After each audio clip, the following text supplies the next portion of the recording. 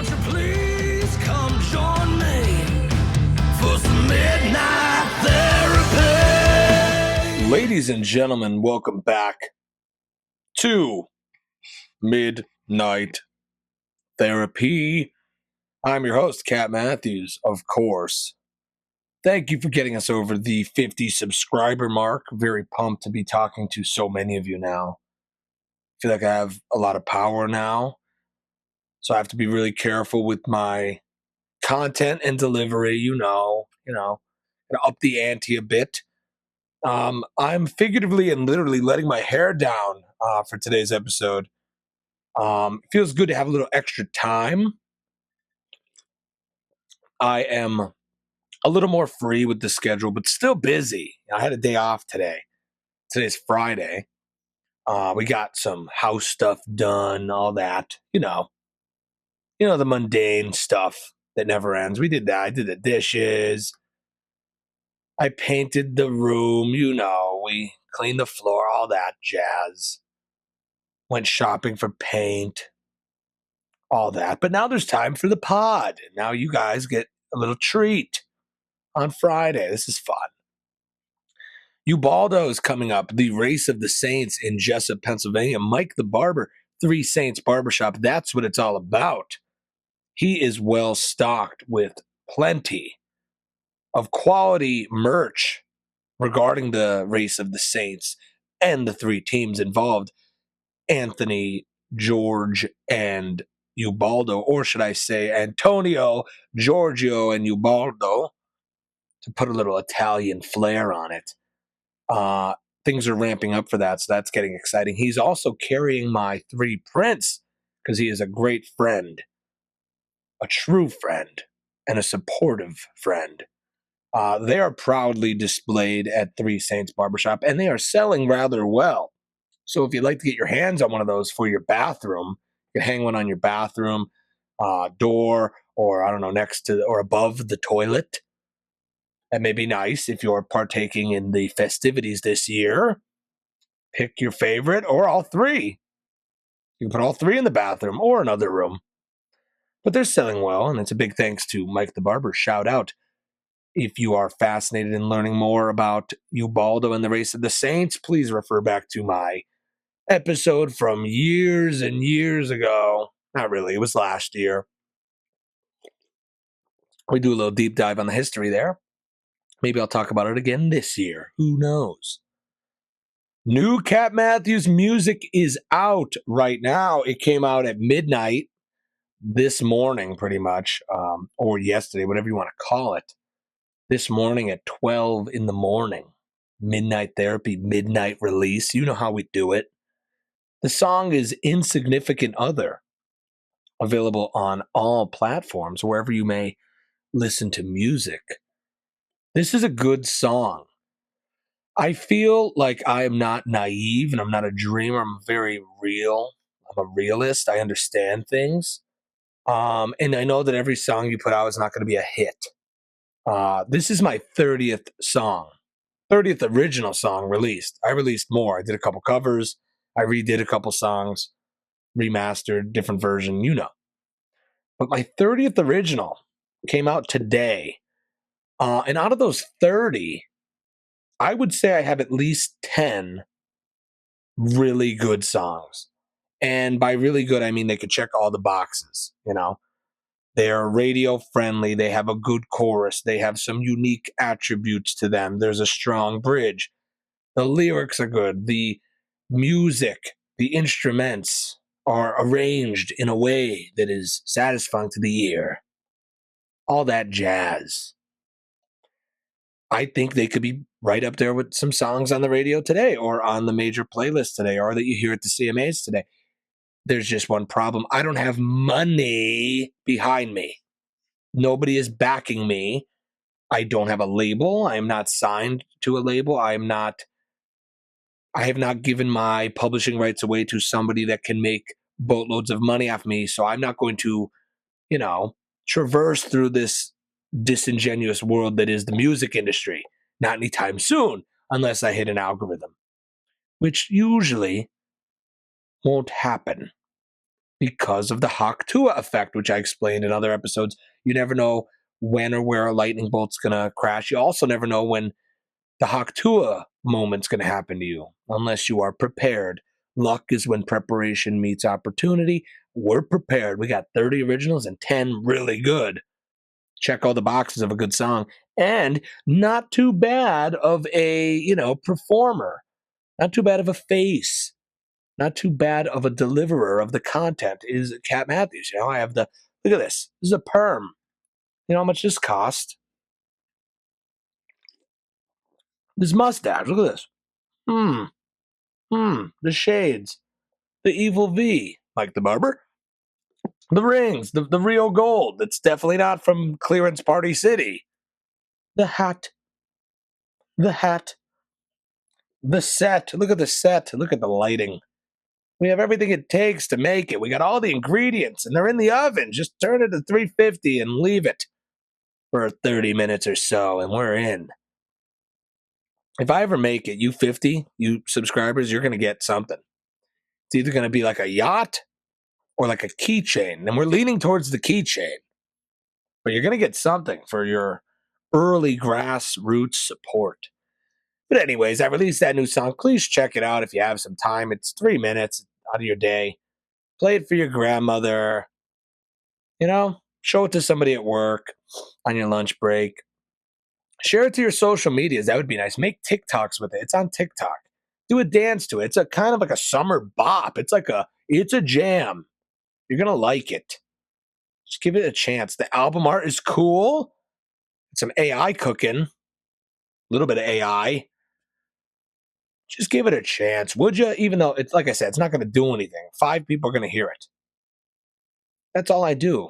Dancing in the dark. I'm talking in the basement. That's me.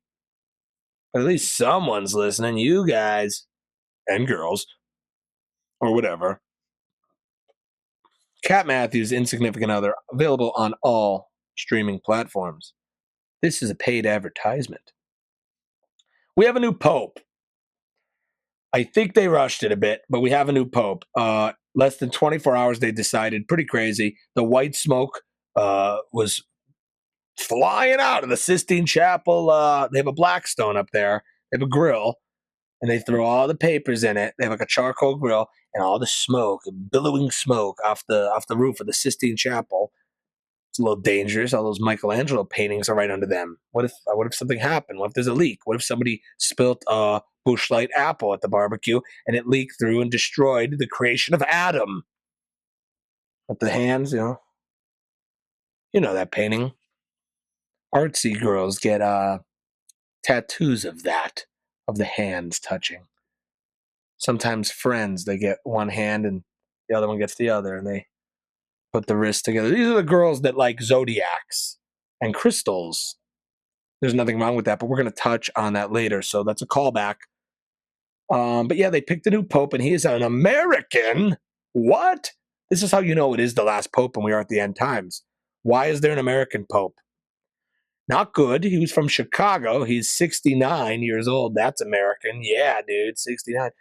Robert Francis Provost. I never get the pronunciation before I do this. I don't have an earpiece in. I don't have a producer. No one's telling me this. So I hope I got his name right. I'm sorry if I didn't. And of course, I'm joking with this stuff. I give him, let's give him the benefit of the doubt. I hope he does well. He seems nice, but he is the first American pope, and that's interesting. He's, got all the qualifications. He obviously, all the cardinals decided at their secret conclave and their ritualistic thing, they decided he was the guy. So who knows? Apparently, Francis was supposed to be the last pope, number 112. That's St. Malachi's prediction. There was X amount of little spots, little plaques for the popes, and I guess Francis was the last one. So either him or this guy will be the last pope, maybe, or maybe not. I don't know. If you believe in conspiracies, which we never talk about on this show. But anyways, I wish him well. Pope Leo was the name he chose. I love Leo. I am a Leo.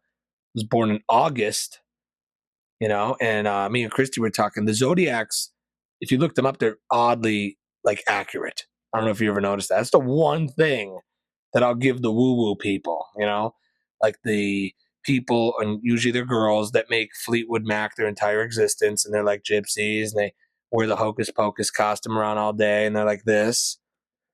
They're always like that. And they're singing Fleetwood all the time. You know what I'm saying? And they go, yeah, man, like all the time. They're like neo hippies. I don't know what you'd call them, but I've encountered them, and they're always like reading tarot cards, or they're talking about zodiacs, and I don't know, they have like a Egyptian, like tattoo of like an ankh, like the ankh or something, and that strikes the conversation. And I'm like, oh, you like Egypt? They're like, what? I just got this out of a flash tattoo sale. And I go, oh, you're one of them. But they usually guess that I'm a Leo. I guess I give off Leo. Maybe it's I don't know, I'm extroverted and a little loud and maybe emotional, maybe a little dominant, maybe a little much. Maybe I look like a lion. Maybe I'm a human that looks like a lion, like a feline. Maybe my name is Cat Matthews and I wear rings that have cats on. I don't know. Maybe that gives it away.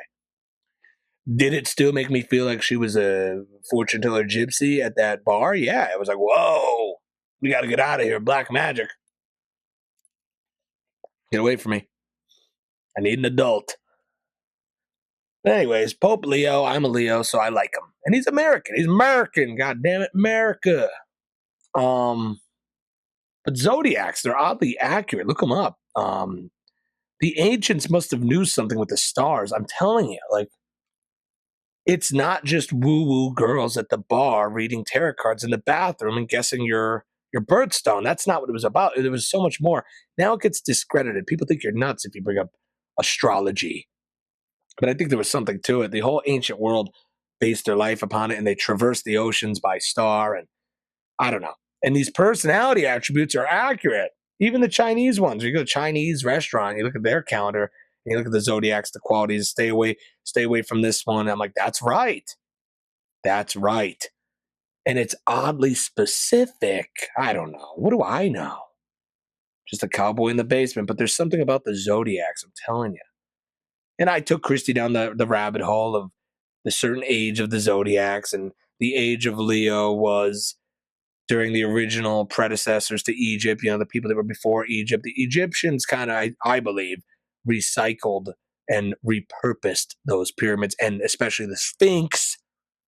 I think the Sphinx is far older than Egypt, and I think it once had a lion head on it, and it was recarved into a pharaoh. But when it was built, it was during the age of Leo, where the North Star, or the star that is aligned with the Earth's axis that doesn't move, was in the constellation of Leo.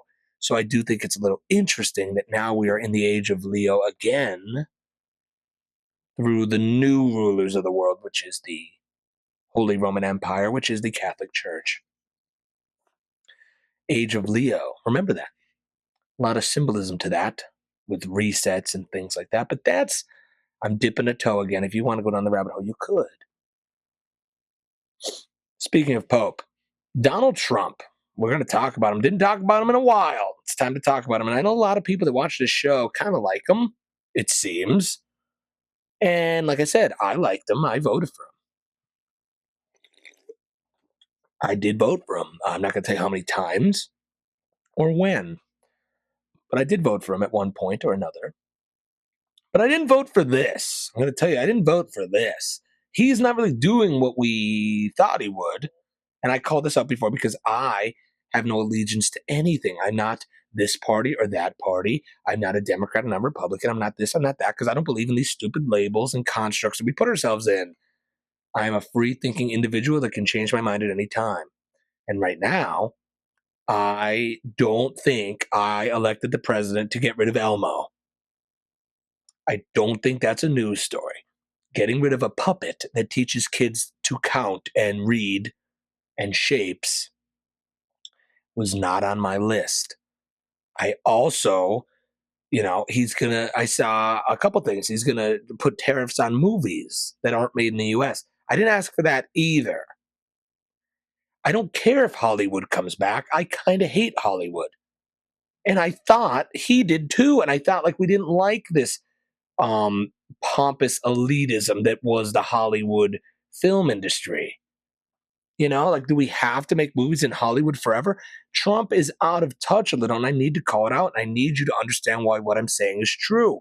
I don't think Trump was a raging racist monster. I don't believe that. When he said make America great again, I don't think he was referring back to antebellum South. What I do think was Trump was peak age in the 80s, where he was a millionaire or billionaire, young. He didn't have as ridiculous hair, driving Corvettes around, pretty women around him, real estate mogul. It was the best time ever. He had economic prosperity. Everybody got along. Shows like Family Matters were on the air.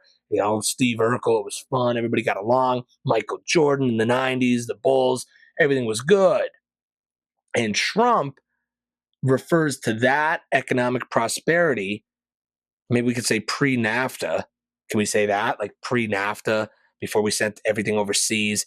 American prosperity, I would say even the 50s, like post World War II to the 90s, that era, that's what I think Trump believes is the great America that he wants to go back to. I don't think he's going. What does he know about antebellum South? Like, be real. This guy lived in New York and he was a liberal his whole life. He is not the racist monster everybody paints him to be, but he is out of touch and unrealistic and somewhat of a naive dreamer when it comes to the reality that he really believes that we can return to that time. We can't.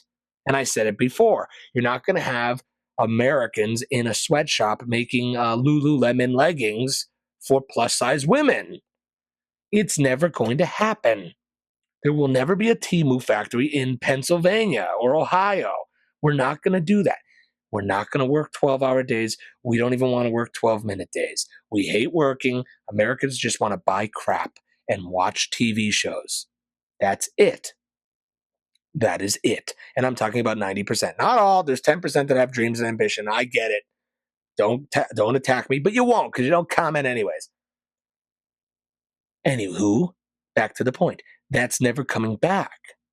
Sinram, the factory in Oliphant around here where I am, that everyone worked. My dad worked there for 30 years. It's never coming back. We're never making CDs and DVDs again. Ever. Ever. In fact, AI is going to replace 60% of jobs in 2 years, including doctors and surgeons. Not just bus drivers, not just delivery drones, not just court stenographers, not just secretaries, all the stuff you heard. Doctors, nurses, everything is going to be replaced by AI soon. And if you think these billionaire corporations care about you and wouldn't replace you with a robot, you're wrong. And Trump, being the almost 80-year-old man that he is, and being a successful 80-year-old man, he has that sense of power. He became the president twice. He is a little clouded with power. He really believes he's going to make America great again by doing these things, but he's not. I like the optimism and I like the dream and I love the dream. And that's why a lot of people like myself voted for him. But it's not going to happen, my friend. And I know I sound like the devil telling Jesus he can't save mankind, but I do feel like, Mr. President, you're not going to fix this dying country. You're not. And getting rid of Elmo and reopening Alcatraz isn't going to fix it either. And the only thing I'm saying is it's looking a little senile. I hate to say it, but it's looking a little like Biden, where we thought Biden was lost and confused. And it was like, this is ridiculous. When Trump is saying he's going to reopen Alcatraz, which has been a museum for like 30 years. It's been closed. It hasn't been a prison in so long. It's a museum. People go to it. It's a tourist attraction. You think you're going to reopen that rusty shithole and put inmates in it? And that's going to make the country better? Also, the student loan thing, which isn't going to do them any favors, where you're turning the loans back on. If you don't pay your student loans, we're going to send you to collections. That ain't going to fix the country either. What happened to all the shit Elon found with Doge? All the misspending. Is that money coming back? Are we getting the 5,000 you mentioned? Is the debt going away? No, it was all a fluke.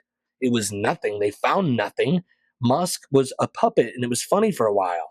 And he hired a guy named Big Balls, and they said, well, they spent $18 billion on condoms in who knows where. And nothing came back to us. Nothing happened. The country didn't get better. The economy didn't get better. But now it's like, well, I know what's going to make us money. Reopening Alcatraz, getting rid of Elmo, and making all the college students pay back money on a loan that they borrowed when they were 17 for a degree they don't use with money they don't have. That's going to fix all the problems. Good luck. First step would be getting rid of the malicious and evil interest that's on that. I don't know if you should be making your money. If an institution is making money on naive college kids paying interest till they're 60 years old on a degree that did nothing for them, that's not the best way to make money. But it is the only reason they gave those loans out, not because they believed in the youth of America, not because they believed that these kids are going to grow up to be doctors and lawyers and heroes. No, that was all crap. They didn't believe in us at all. They actually wanted us a little poisoned and sick, but not too sick. Got to go to work every day.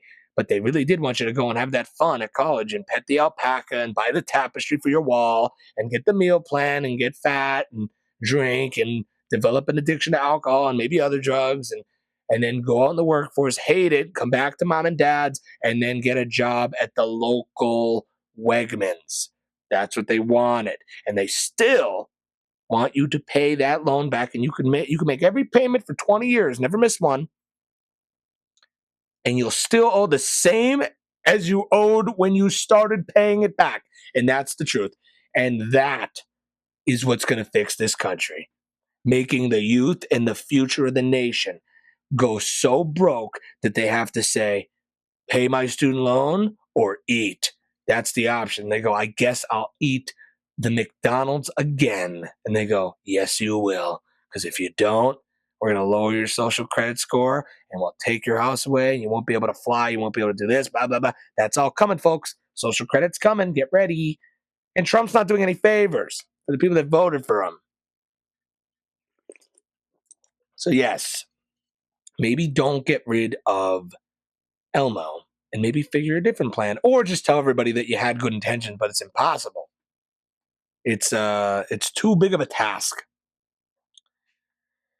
Trump, I don't know when he says these Alcatraz things, like stuff like that. I don't know if he's kidding or not. Like sometimes he's a troll. Like he put the AI meme of him as the Pope up. Everybody got mad. Like, why is he doing that? Like, is it just to stir the pot? Just to get people mad? It has to be. Him as the Pope, he should have been a comedian in his end of life. I mean that. He is very funny. Him as the Pope, disrespectful slightly to the Catholics. I get that. But it is pretty funny and the memes it made and how mad people get. And I think he lives for that. I don't know. Maybe this whole presidential thing was just to be the king troll. He's doing a rather good job at it. I saw this post like orange smoke coming out of the Sistine Chapel. It's like, we have a new president. He's American. Can you imagine? He's like, it was rigged. I am the best. I would have been the presidential Pope. Orange smoke would be billowing from that building. I don't know. Can you be Pope and president? Is that unethical? Speaking of orange, it's a little side story here. I was bartending the other night, and it's wing night. I always work wing night, and I robotically always say, when they order wings, do you want celery and blue cheese? That's just what I say. That's what it comes up in the system. We charge 50 cents. If you want celery and blue cheese, we add it on. If you don't want it, we don't waste it. We don't want to waste it. A lot of people don't eat it. A lot of people love it. So this one couple, I said celery and blue cheese, like I always do robotically. Celery and blue cheese, celery and blue. They went, yes. I went, okay. Put it in the system. Now, recently, the bar started also giving a few carrot sticks with the celery as a little bonus treat. You're welcome. Do you know this woman complained to the owner? I was the bartender and the server. She didn't talk to me. Maybe she knew. She was smart enough to know that, not to talk to me, because it wouldn't have been well. Wouldn't have ended well. But she went right to the owner and goes, I'm very dissatisfied and upset and appalled that nothing was done about this. And she goes, what? She goes, I was given carrots. She doesn't like carrots. She doesn't like carrots. She wasn't allergic. She just doesn't like them. And she goes, I ordered celery and blue cheese, not carrots. And she made a big deal about it. Are you kidding me? Just don't eat them. Just don't eat them. That's like getting a lemon in your ice water and being, I asked for an ice water, not an ice water with lemon. What world are we in? I just had to share that. It annoyed me very much. I did, here's an interesting one. What's going on with that statue? It's like a plus size black woman in Times Square, New York. Everybody's freaking out about what's the deal with that. I didn't even look into it. I know that it's there. And I know it's some type of protest or pop up art thing, but it's it's just she's in like regular clothing, like sweatpants and a shirt. I don't know if she's wearing a bra. She may be, may not be. But it's not like it's like a heroic, romanticized statue. It's just very. She's just like standing there waiting in line. It's like she's waiting in line at a Target or something. It's nothing. It's very. She's just in a neutral pose. No idea what it symbolizes or what. I don't know. They said something. There's like these white men statues. So this is like a. I don't know. To make a statement. I don't know. All I'm saying is, are we going to start erecting statues of like everyday people now? Like, is that what we're going to do? Like, Italy and Europe, they have like these grandiose, romanticized, idealized statues that have symbolism behind them, whether they were a martyr or a war hero or a religious figure. Now it's just going to be like, here's Brian playing PlayStation 4, and it's like a marble statue of that. Like, it does fit with what an achievement is in this time, you know? It does make sense. It checks out that we would document this time and what we consider winning, which is literally anything. You could do anything just standing there, just because of certain intersections and categories of your personality, like your race or your gender or your sexual preference or sexual orientation. That can get you a statue today. You didn't have to do anything. It's just because you are blank, blank, blank. Can we cast you in bronze and erect you in the most popular place in the world? And it'll make a statement. There should be statues of the second place team. I would like the Little League World Series runner up. There should be like a statue of them. I would like that. It's very fitting and telling of the time. But if you know anything about that, let me know. I recently attended a field trip. I was a teacher on the field trip at the coal mine tour, Lackawanna County coal mine tour. Now, some of you may not know about this. We have a lot of landmarks and historical sites around here. We have a beautiful trolley museum and train museum. It's big in this area. Scranton, Carbondale, big on the trains and the Industrial Revolution. And we used to produce things here like coal. We had the iron furnaces. Pittsburgh had steel. Everything was made here. We had all the military plants, made all the ammunition, all the vehicles, things like that. It was really cool. And now this place is known for The Office, the TV show. And that's about it. That's about it. But at one point it was important. So they have all these like memories. You could go back and these reminders of when we were a proud people that did things and made stuff, you know? But the other one, there's a few. We have this giant hole in the earth called the pothole, the Archibald pothole. And it's this interesting like glacier type thing. I don't know. You look it up, but it's called the Archibald pothole. It's a big deep hole, but it got kind of repurposed as this homosexual meeting site. That's at least what I've heard. That's why a lot of people don't go anymore. A lot of people don't bring their families there anymore because the rumor is that there are these, gay people waiting there for whatever reason at the Archibald pothole. I don't know if that's true. That's just what everyone in the area anecdotally says. When you bring up the Archibald pothole, they say the same thing. So I don't know if it's true. I don't know if it's an urban legend or whatever, but we have that. And we have the coal mine tour, which is very cool. And it was a mine that was used back in the day that has the mine cart that goes down and it still works. And they take people on tours 350 feet below the surface into this coal mine. Now, I don't know how safe that is. I really don't. But I did it when I was a kid on a field trip and it was rather fun. And then I did it as a teacher, as an adult, a couple days ago. And it was a very interesting experience. It was very weird, a little claustrophobic. I had a little bit of a panic attack, but I got over it. I had to be strong. But wow, what an interesting thing and what an interesting perspective. Like, we lost so much history. We lost so much of that perspective. And as the tour guy was telling us, it was like kind of sad, and it really opened my eyes up a little. We have it so easy now. Even the worst case scenario, I feel, is better than what it would have been like 100 years ago. So, for example, if you don't know a lot about coal mining history, I'll fill you in a little bit. Again, I'm not a historian, I'm not a journalist, and I'm not a therapist licensed, wink. But this area is famous for its coal mine, and especially anthracite coal. We were like the coal mine capital of the world. And I don't know if this is true. The guy said something like this, but I believe our area alone contains or possesses 75% of the entire Earth's supply of anthracite coal.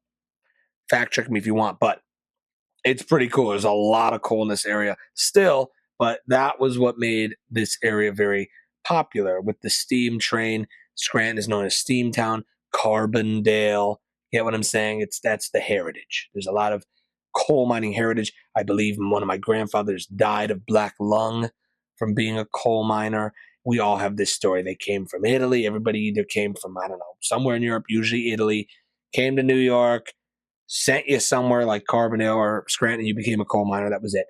And if you died tragically in the mine, which was very common, if you had a son, they would have to go into the mine at early as age like 10.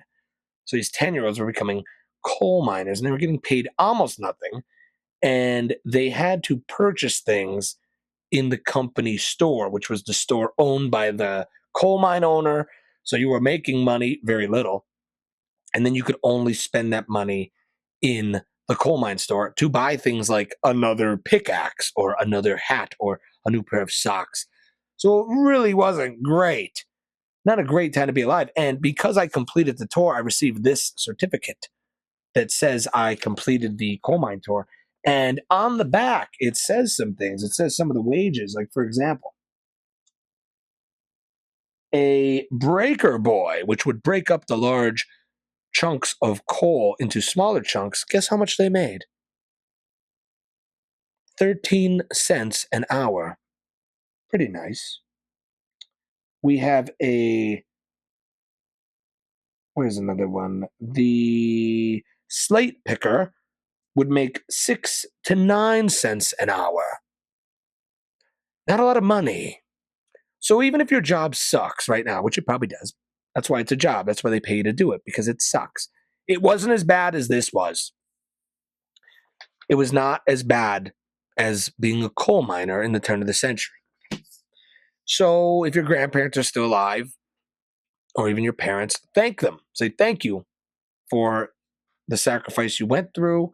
And I'm very grateful that I don't have to live in that. And I have running water, and I have a TV to watch full of Hulu shows, and I have a car, and I have food at my disposal, and I have a button on my phone I can hit, and somebody will bring me a chalupa at 3 in the morning. You gotta have that perspective. You gotta have that perspective. People came across the Atlantic Ocean from Europe. Who knows? 3 months? I don't know, a month voyage, weeks voyage, whatever, how long it took. Bringing everything you own, leaving everything you know, all your family, everything you've ever known, coming to a new world to do that. That's how much they wanted it. Think about that. Next time you think you have something hard to do. My only question is, are things better now? Like, are they truly better now? Like, honestly. Like, here's the thing. We have all this technology and all this stuff. I get it. But, the old expression, like, more money, more problems. We make more money now. We have more stuff, more problems. I think those people lived simply, and they had a probably connection to spirituality and hard work, and they knew the value of hard work and sacrifice, and they probably didn't have a lot of racing thoughts. They probably didn't have a lot of time to think about anything, really. And that might be, I don't know, ignorance is bliss. Who really had it worse? That's the question. Do we have it better now? I don't know if those people had the problems we have today. You know, they had problems, but not the ones we have. You make more money, you buy more, you buy another car, and then you buy another house, and you get more, you got to buy this, you got to buy that, you got to get a pool, and then there's more problems, and then you kind of make the same for the rest of your life. So if you made $10 a day and you spent, I don't know, 5 and you had 5 left, what's the difference than scaling up that ratio? It's like I make 100,000 a year, but I spend 95,000 a year and I have 5,000 left. I don't know. I think it evens out eventually. People are like, they only made 13 cents an hour. It's like, yeah, but a car was like 20 bucks. You know, you might make 60 grand a year and brag about that, but a car is like 60 grand now. So it's not, it's just an illusion. And that whole thing about the company stores, how outrageous. Amazon's your company store now. Don't you get it? It's the same game, different players. It's just an illusion. You feel more free, because it's not as grueling. But you're still like an indentured servant or even a slave, if I may say the word. But we all are. We go to work every day. We're a slave to our debt. We're a slave to our mortgage. We're a slave to our bills. And we go to work every day just to catch up, to be behind. How is that any different except for the toll on your physical body than being a coal miner shopping at the company store? Every time you buy a chalupa off that shelf at Taco Bell that's been sitting out for God knows how long, you're doing exactly what a coal miner did in the company store. It's just you have the illusion of choice. You're like, I could have the Big Mac or the chalupa or the beef and cheddar. It's like, yeah, buddy. Keep believing that. Keep believing that. But yeah, social credit's coming. So all I could say is be here now. The Ram Dass book. That's a good book. Be here now. AI is going to replace your job. This may be the end. This may be the last pope. It may be Revelations. Donald Trump may, realize it's hopeless and quit and go play golf. Who knows? But be here now. Be happy with what you have when you have it. Don't have fear of loss, as Yoda taught us. And just be here. Be present. Don't let it bother you. If you have student debt, don't let it bother you. They're not going to come get it. I don't know. Can't worry about that stuff. We're all just in the rat race. We're all in the coal mine. All you could do is whistle as you go down the hole and have fun and make small talk and drink your coffee. As they got in that elevator shaft, those coal miners, they were like, "Hey, you wouldn't believe this. I got a joke for you. Oh, I got what do you got for lunch today? I don't know, peanut butter." It's the same thing as us getting in the elevator going to the office. Except we don't have the back pain and there's little goodies. The goodies that get us through, the French vanilla creamer, or here's donuts. We brought donuts in, glazed. Oh, did you hear that? There's Bill. There's Duncan in the break room. Oh my God, I love this job. Little moments like that. That's it. Like when Scrooge let Bob Cratchit go home like 20 minutes early on Christmas Eve. And he goes, be here extra early in the 26th. Like, thank you, sir. Like, that's where we are. We just don't know it. So it's like, enjoy your education, enjoy your funneling beers at the dorm, enjoy the frat, enjoy the fun. But you're going to pay that interest back for the rest of your life. You understand? You're going to pay that interest back for the rest of your life. But we love you. We love you. We love you. That's why we care about your education. We care about your health. And that you have the freedom. You have the freedom. You're free here. Come to America. It's free. Now get in the coal mine. This episode is brought to you in part by Jack's Pub and Eatery and Three Saints Barbershop, located in historic downtown Jessup, Pennsylvania. Had to make this episode brief. Went on all sorts of different tangents. Enjoyed a little bush apple. I hope everybody has a splendid weekend. Don't get too upset. Remember, be here now. Be happy with what you have when you have it. You have to build your own little world. Don't pay attention too much to the news. You'll drive yourself nuts. The only news you should be watching is this show. And if you're feeling a good vibe from it or a bad vibe, that's up to you. Remember, every step you take in this life is one step closer to the end. You choose if you're walking through life sad or walking through life happy. You could complain and be upset. I do it all the time. It doesn't mean you're negative. I'm still positive. I'm happy as a clam, man. Just calling stuff out that has to be called out. That's it. This is freedom of speech right here. And until this show gets really big and then they, I don't know, MK Ultra me or silence me, I'm going to keep doing it. And it's fun. We love you all. I'll be back next week. Please check out my new song, Insignificant Other by Cat Matthews, and stay curious, my friends. Good night.